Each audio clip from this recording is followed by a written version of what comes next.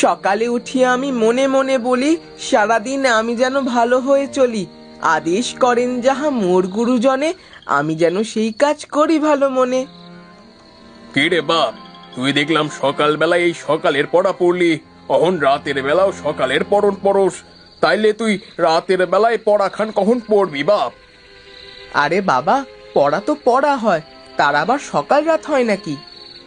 কেন রে বাপ, তুই যে পড়লি সকালে উঠিয়ে আমি মনে মনে বলি, এইটা তো সকালকার পড়া হলো। না বাবা, এইটা একটা কবিতা। সে যা হবার হবে। যা তুই এখন ভাই খাইয়া শুয়া পড়, রাইত মেলা হইয়া গেল। না বাবা, আর একটু পড়ি। তুমি ততক্ষণ জাল ছাড়ো, তোমার জাল ছাড়া হইলে একসাথে খাইয়া ঘুমামু। না বাবা, তুই ঘুমা, আমি পরে ঘুমামু। আরে কে কে হানে বাইরে কেডা? বাবা ডাক দিলে বাইরে থেকে কোনো উত্তর আসে না। আমরা আবার যে যার কাজে মনোযোগ হই। কিছুক্ষণ পর আবার দরজায় দুটো টোকা দেওয়ার আওয়াজ শোনা যায়। আরে কেডা বাইরে, কথা কও না কেন? বাইরে কেডা আছো, কথা কও। বাবা অনেক চিল্লাপাল্লা করে, কিন্তু বাইরে কারো কোনো সাড়া পাওয়া যায় না। তারপরে আমরা আবার কাজে মনোযোগ দিই। আবারও দরজায় 2বার টোকা দেওয়ার আওয়াজ হয়। আমি গিয়ে দেখে আসবো বাবা, বাইরে কে আছে। কেন, আমি কি তোমায় বলেছি দেখে আসতে? তোমাকে কতবার করে বলতে হবে যে এইভাবে কেউ কথা না বলে দরজায় টোকা দিলে দরজা খুলবে না? আরে ও বাইরে দরজায় টোকা দিচ্ছে, সে কোনো মানুষ না, ওটা জিন, মেছো জিন। তুমি কি করে টের পেলে ওটা মানুষ না মেছো জিন? আমার কথা ভালো করে শোন, জিনেরা কোনোদিন মানুষের দরজায় 2বারের বেশি টোকা দেয় না, আর ডাকলেও 2টা ডাক দেয়, এর বেশি ডাকও দেয় না। আচ্ছা বাবা, এই জিন তোমাকে কেন ডাকছে? ওর ক্ষুধা পেয়েছে, তাই ও হয়তো আমার কোনো বন্ধুর রূপে আমার কাছে এসেছে, আমাকে ডেকে নিয়ে মাছ ধরতে যাবে, আর আমি মাছ নৌকাতে রাখলে সেটা খাবে। আচ্ছা বাবা, আমি কি করে বুঝবো যে আমার সাথে জিন আছে নাকি মানুষ আছে? যদি রাতের বেলা কারোর ওপরে তোমার সন্দেহ হয়, তাহলে হেঁটে তার কিছুটা সামনে যাবে, তারপর তোমার বাম হাতের উঁচু করে হাতের নিচ দিয়ে তার পায়ের দিকে তাকাবে। সে যদি বহুরূপী হয়, তবে দেখবে সে শূন্যের ওপরে হাঁটছে, মানে তার পা মাটিতে থাকবে না। আবারও বাইরে দরজায় টোকা দেওয়ার আওয়াজ হয়, তবে এবার 2বার নয়, বেশ কয়েকবার। বাবা বাইরে এসে দরজা খুলে দেখে হারান মাঝি দাঁড়িয়ে আছে। কে রে হারান মাঝি, তুই এত রাতে? আরে তপন দা, গণেশের সাথে দেখা হয়েছিল, ওজানে বড় বড় মাছ হয়েছে, ও চাকি নিয়ে গেল, তাই তোমার খবর করবার আইলাম। বলস কি, কতদিন হইয়াছে চাকিতে মাছ হয় না। দাঁড়া, আমার চাকি আর জুতাটা লইয়া লই, তারপরে যাইতাছি আমি। তুই ঘাটে নৌকা ভিড়া। তুমি কি পাগল হইয়াছো নাকি? এই রাতে আমি একলা ঘাটে যামু? তুমি চাকি আর জুতা লইয়া একসাথে চলো। আচ্ছা ঠিক আছে, দাঁড়া লইয়া আসি। বাপ, আমি গাঙ্গে যাচ্ছি, তুই ঘুমা, আমি ভোরে আমু। আর রাতে কেউ দরজা টোকালে খুলিসটা কইলাম। আমি মাথা নাড়িয়ে হ্যাঁ সূচক উত্তর দিতেই বাবা পাশে থাকা চাকরা নিয়ে রওনা দেয়। আমি দরজার কাছে এসে বাম হাত উঁচু করে হাতের নিচে দিয়ে বাবা আর তপন কাকার পায়ের দিকে তাকিয়ে দেখি সব ঠিক আছে। তখন আমি দরজা বন্ধ করে শুয়ে পড়ি।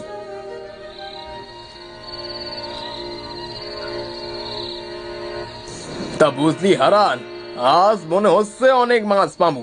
অনেক দিন হয়েছে তেমন বড় মাছ পাওয়া যায় না। আর দেখ, চাকি দিয়ে মাছ না মারতে মারতে তো চাকিতে মরচে পড়ে গেছে। হ্যাঁ গো তপন দাদা, আমারও তাই মনে হচ্ছে। বেশ, এখন পা চালিয়ে চল তো দেখি, লোকে টের পেলে আর মাছ পাওয়া হবে না। যত তাড়াতাড়ি যাওয়া যাবে ততই ভালো হবে। হ্যাঁ হ্যাঁ, চলো।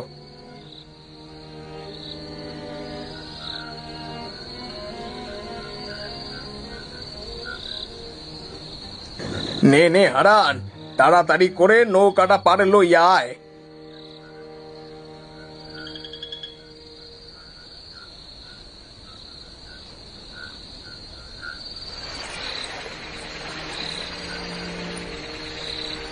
বেশ কিছুক্ষণ নৌকা চালাতে চালাতে তারা সামনে অনেকগুলো আলো দেখতে পায়।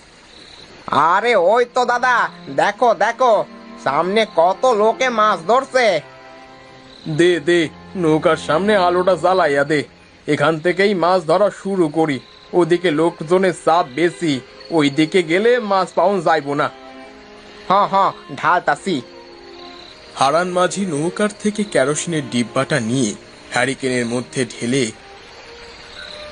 হ্যারিকেন জ্বালিয়ে দিয়ে নৌকা বইতে শুরু করে। আর বাবা নৌকার সামনে দাঁড়িয়ে একে একে বড় বড় মাছ ধরে নৌকায় ওঠাতে থাকে।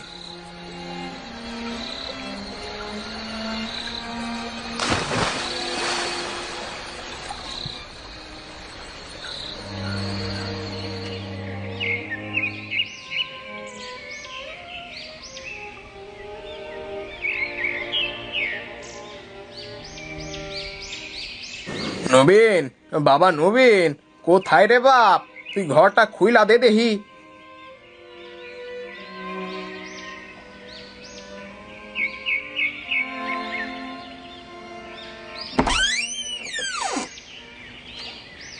ও বাবা, কত বড় বড় মাছ!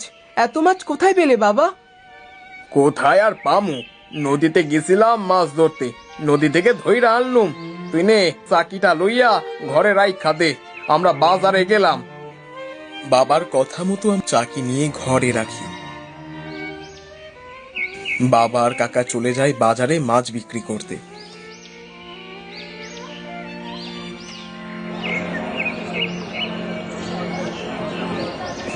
লইয়া যাও, বড় বড় টাটকা টাটকা নদীর মাছ লইয়া যাও, খুব সস্তা লইয়া যাও।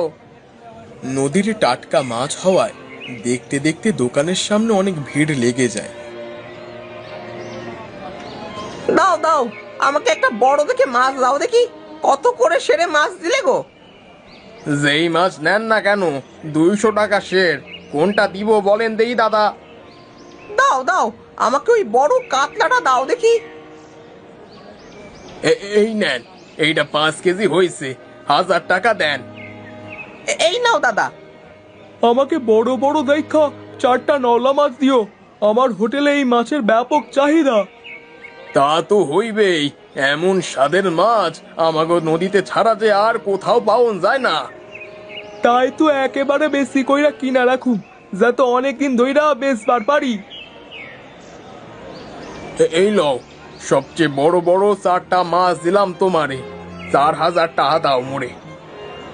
এই লও, এরপরে এরম মাছ পাইলে আমারে কইও। আচ্ছা, কমুনে।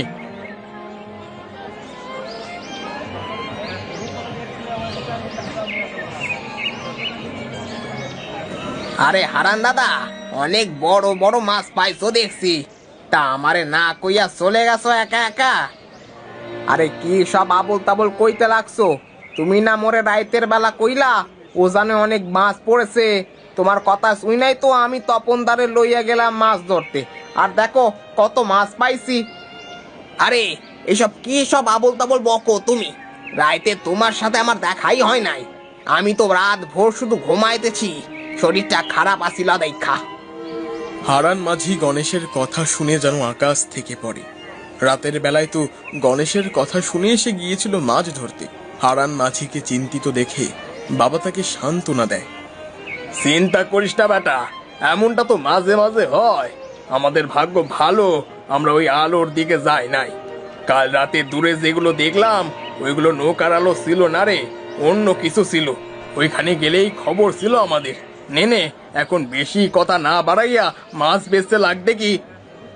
লইয়া যাও, বড় বড় টাটকা টাটকা নদীর মাছ লইয়া যাও, খুব সস্তা, লইয়া যাও।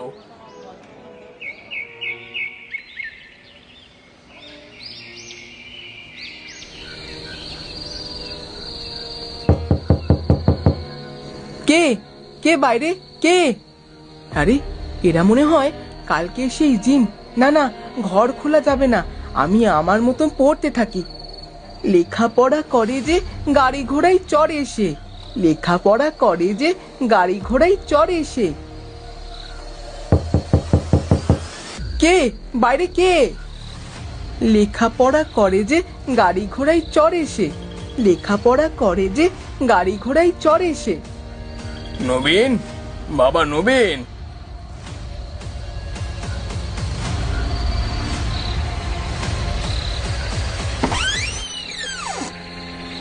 বাবা, তাহলে তুমি এতক্ষণ বাইরে দরজায় টোকা দিচ্ছিলে, কথা বলছিলে না কেন তুমি বাবা?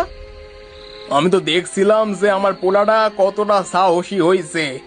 আজকে আমি তোরে গাঙ্গে লইয়া যামু। তুই তো জেলের পোলা, তোর তো বাপ জেলে, তাই ভাবছি অহন থাইকা আস্তে আস্তে তোরে মাছ ধরা শিখামু। কখন তো যায় না কোনটা কাজে লাগে জীবনে।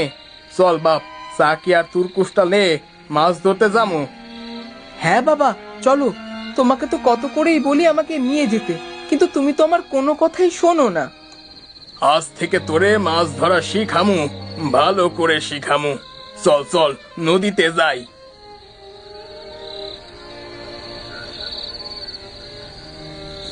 বাবার কথা মতো আমি চাকি আর জুতো নিয়ে হাঁটতে হাঁটতে নদীতে চলে যাই। বাবা, ওই যে নৌকা, যাও তুমি নৌকার সামনে গিয়ে মাছ ধরো, আর আমি নৌকা চালাচ্ছি। না না, তা কেন হবে?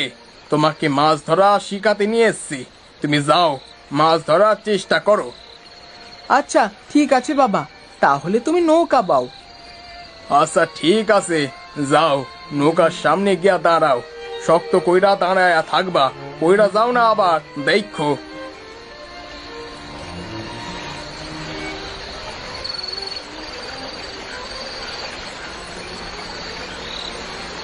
বাবার কথা শুনে আমি চাকি হাতে করে নৌকার সামনে দাঁড়িয়ে এদিক ওদিকে মাছ খুঁজতে থাকি। অনেকক্ষণ পরে একটা মাছ আমি মেরে নৌকার উপরে রাখি।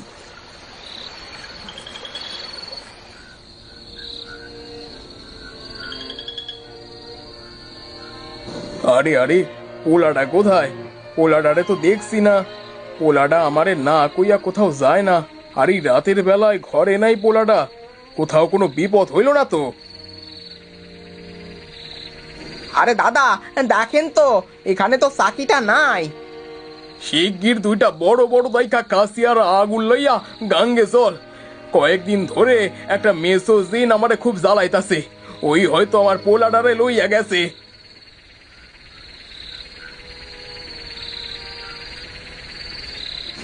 বেশ কিছুক্ষণ পরে আমি মাছ ধরা শিখে ফেলি, আর একটা একটা করে মাছ মেরে নৌকার ওপরে রাখতে থাকি। হঠাৎ আমার কানে আসে কেউ যেন একজন আমার ঠিক পেছনে কি যেন খাচ্ছে। আমি পেছন ফিরে দেখি এতক্ষণ আমি যার সাথে মাছ ধরছিলাম সে আমার বাবা না, সে একটা মেছো জিন। জিনের বিভৎস স্বর দেখে আমি চিৎকার করে উঠে অজ্ঞান হয়ে নৌকার উপরে পড়ে যাই। এইটা তো আমার পোলার গলার আওয়াজ মনে হইতাছে। চল চল, ওইদিকে চল, গিয়া দেখি কি হইছে।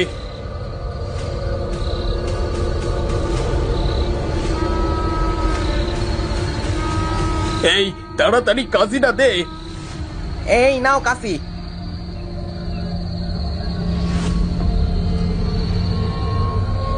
মাছ খেয়েছিস, এখন যা, চইলা যা। অবায়কটা সেই জ্বলন্ত আগুন আর পুড়ে লাল হয়ে যাওয়া কাঁচির ধার দেখে সেখান থেকে চলে যায়, আর বাবা আমাকে নিয়ে বাড়িতে চলে আসে।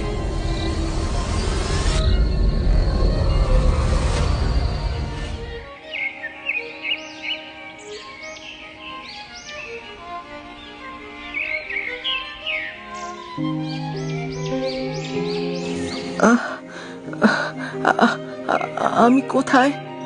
আমি বেঁচে আছি বাবা? হ্যাঁ বাপ, তোর কিছুই হয় নাই, তুই একদম ঠিক আছিস। তোরে আমি কত করে কইছি 3 ডাক না দিলে রাতের বেলায় দরজা খুলবি না, তুই আমার কথাই শুনিস না। আমার ভুল হয়ে গেছে বাবা, এমনটা আর কখনোই হবে না। তা না হয় বুঝলাম, কিন্তু এই মেসো জিনটা তোর পেছনে কেন পড়ে আছে আমাকে বলতো। এমন ব্যাপারে আমি তো আগে কোনোদিন শুনিনি। সে এক লম্বা ঘটনা রে, আমি এই ঘটনা আজ অব্দি কাউকে বলিনি। আজ বল দেখি আমাকে কি ঘটনা, আমরা সবাই শুনবো। আচ্ছা ঠিক আছে, শোন তবে মন দিয়ে।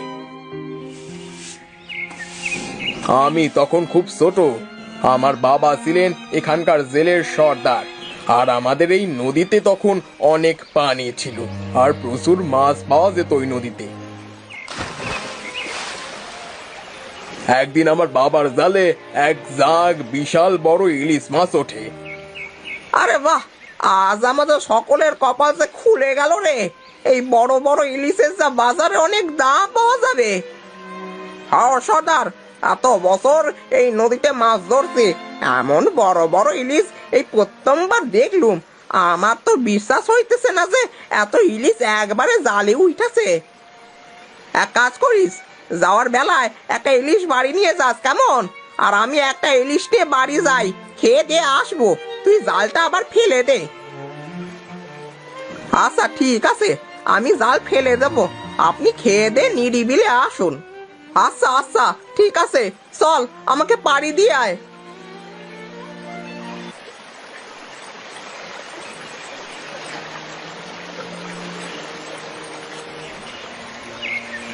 সুকান্ত চাচা বাবাকে পারে নামিয়ে দিলে বাবা বাড়ির পথে হাঁটতে থাকে।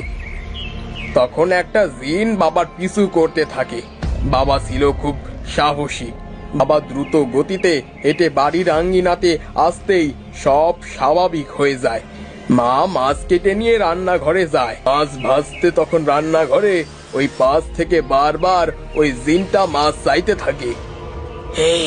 মাছ দে, মাছ মাছ খাবো, দে দে মাছ, একটা মাছ দে আমাকে। আমার মা ছিলেন সেকালের মানুষ, খুব সাহসী।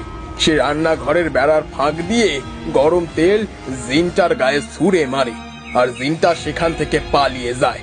এরপর বাবা মা মারা গেলে ও আমার পেছনে লাগে আমার ক্ষতি করার জন্য। এ তো ভয়ানক ব্যাপার দেখছি রে, এখন কি হবে? কি আর হবে, আমার শুধু ছেলেটাকে নিয়ে চিন্তা। এত বছরে ও আমার কোনো ক্ষতি করতে পারিনি, এখন আমার ছেলেটার পেছনে পড়েছে।